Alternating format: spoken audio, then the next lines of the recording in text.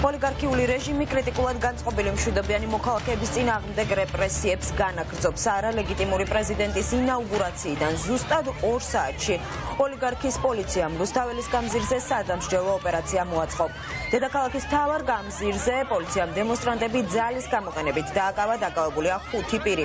ქვეყნის ევროპული მომავლისთვის მებრძოლი მოქალაქეები პარლამენტში მიმდინარე არალეგიტიმური პროცესის გასაპროტესტებლად დილიდან შეიკრიბნენ პარლამენტის შენობასთან იქ, სადაც უკვე თვეზე მეტია იბრძვის საზოგადოება ოლიგარქიული რეჟიმის რეპრესიული პოლიტიკის წინააღმდეგ და იქ, სადაც არალეგიტიმურმა ხელისუფლებამ დღეს ეგრეთ წოდებული პრეზიდენტის ინაუგურაცია ჩაატარა. რა ხდება ამ წუთებში რუსთაველის გამზირზე და ვინ არიან საპოლიციო ძალის მიერ დაკავებული პირები, ამას ირაკლი ბახტაძე გვეტყვის პირდაპირ ეთერში.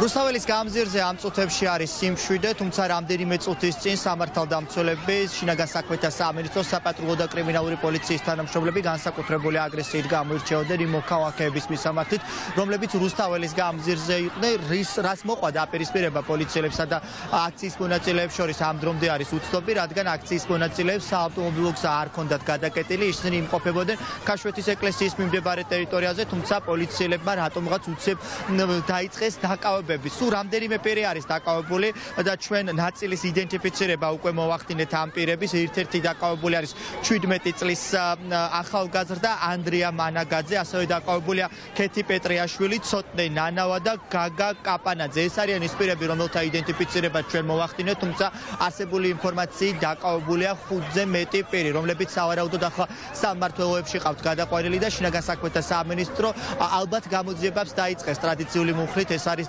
ხულიგნობა და პოლიციელის კანონიერი მოთხოვნის დაუმორჩილებლობა. სწორედ ამ მუხლით იწყებენ გამოძიებას პოლიციელები, როდესაც მშვიდობიან აქციის მონაწილეებს აკავებენ. რა გახდა ამ დაკავებების მიზეზი არის ამ დრომდე უცნობი, რადგან მოქალაქეები მშვიდად აპროტესტებდნენ ხელისუფლების რუსულ რეპრესიებს. ისინი ამბობდნენ და პოლიციელებს მოუწოდებდნენ იმას, რომ გადმოსულიყვნენ მათ მხარეს და სავარაუდოდ ამამ გააღიზიანა საპატრულო პოლიციის თანამშრომლები, რასაც მალევე დაპირისპირება მოყვა. დაპირისპირებაში საპატრულო პოლიციის გარდა კრიმინალური პოლიციის თანამშრომლებიც იღებდნენ მონაწილეობას, ის ნიღბიანი პირები, რომლებიც განსაკუთრებული აგრესიით გამოირჩეოდნენ აქციის მონაწილეების მისამართით. პრინციპში ვერც ერთი პირის იდენტიფიცირება ჩვენ ვერ შევძელით, რომლებიც ნიღბებში იყვნენ და რომლებიც აგრესიულად აკავებდნენ აქციის მონაწილეებს. სავარაუდოდ გადაამეტეს მათ უფლებამოსილებებსაც, რადგან კადრები, რომელიც ჩემმა ოპერატორმა გივი მჭედლიშვილმა გადაიღო, ნათვად ჩანს, რომ მოქალაქეები არაფერს არ აშავებდნენ, უბრალოდ იდგნენ და მშვიდობიანად აპროტესტებდნენ არალეგიტიმური ხელისუფლების მხრიდან არალეგიტიმური პრეზიდენტის ინაუგურაციას, თუმცა როგორც ჩანს იყო გადაწყვეტილება, რომ მოქალაქეები დაეკავებინათ, რადგან ეს ყოფილიყო ერთ-ერთი მიზეზი, რომ 7 საათზე რუსთაველზე მოქალაქეები არ გამოსულიყვნენ და კვლავ არ გაეპროტესტებინათ მმართველი პარტიის რუსული რეჟიმი.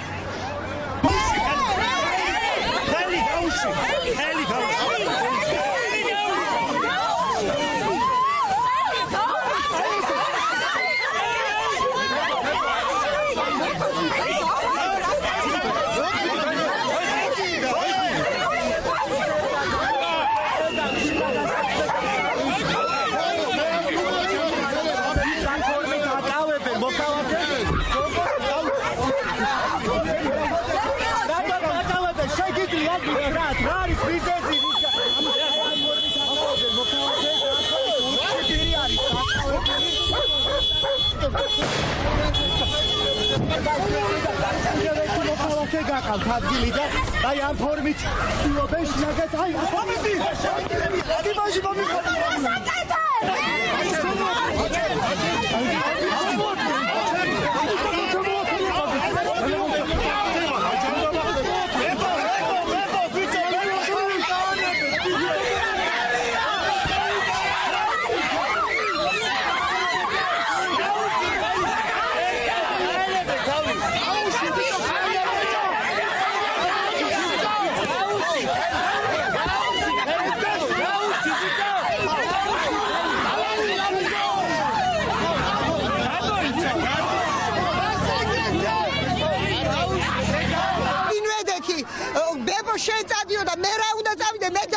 ოშურო თავში დიდი ლოდი იტყა და მუცაში სამართებელი ახალგაზრდებს ნუ იჭერენ ნუ მიზეზე და ნუ მიყავთ კაცო სად მიყავთ ქართველები არ არიან დაკავება რის გამო დაიწყეს ეგეც არ ვიცით არ ტროტუარზე ვიდექით ხალხი და თვითონ ქონდათ გზა გადაკეტილი ქაშვეთის მხარეს და დაიწყეს ჩვენი დაკავება ანუ ხალხის დაკავება არ ვიცი ვისაც ხელი მოკიდეს და ვისი წაყვანა შეძლეს 40 კაცი მისდევდა ერთ ადამიანს ყველა დააკავეს ხალხო ესეთი არაფერი არ მინახავს წიხლებით ტენიდნენ ადამიანებს მანქანაში ხერხემალში ამის გადაამტრიეს ბიჭი არ ვიცი ვერ სიტყვებით ვერ აგიხსნით უბრალოდ ეს რა სანახაობა იყო რათ უნდა ამ ხალხს ამდენი ნიღბიანი პოლიციელი რას საჭიროებს დავიწყეთ ჩვენი მშვიდობიანი პროტესტის გამოხატვა იმით რომ ზებრაზე გადავდიოდით და გადმოვდიოდით მღეროდით სამშობლოს ჰიმნს არაფერი განსაკუთრების აგრესია ჩვენიდან პოლიციის მიმართ არავის მიმართ არ მიდიოდა და უცებ რამდენიმე წუთში ვხედავ რომ რამდენიმე პოლიციელმა ერთ ბიჭს მოკიდეს ხელი და იქ არ წაიყვანეს წაიღეს რასაც ქვია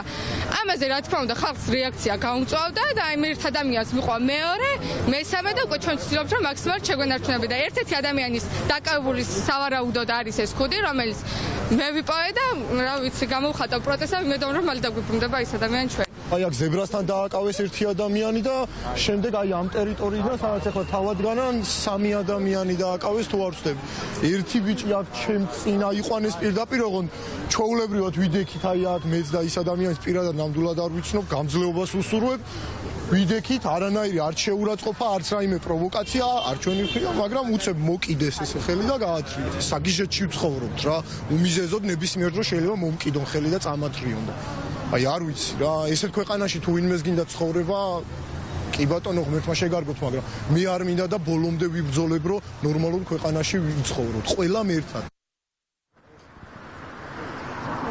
დაკავებებისა და სამართალდამცველების მხრიდან სავარაუდო უფლებამოსილების გადამეტების მიუხედავად აქცია გრძელდება. სულ ცოტა ხნის წინ აქციის მონაწილეებმა ისევ დაიკავეს პარლამენტის მიმდებარე ტერიტორია. პროტესტი გაგრძელდება მიუხედავად იმისა, რომ შინაგან საქმეთა სამინისტრო ცდილობს მოქალაქეების დაშინებას დაკავებებისა და ძალადობრივი მეთოდების გზით. ამის მიუხედავად მოქალაქეები არ შინდებიან და უკვე 32 დღეა მითვისებულ და გაყალბებულ არჩევნებს აპროტესტებდნენ. ზუსტად 7 საათი ისევ იქნება ქვეყნის მთავარ გამზირზე მოვლენების ეპიცენტრი. აქციის მონაწილეები ისევ შეიკრიბებიან და კვლავ მოითხოვენ ხელახალი არჩევნების ჩატარებას და უკანონო პატიმრების გათავისუფლებას.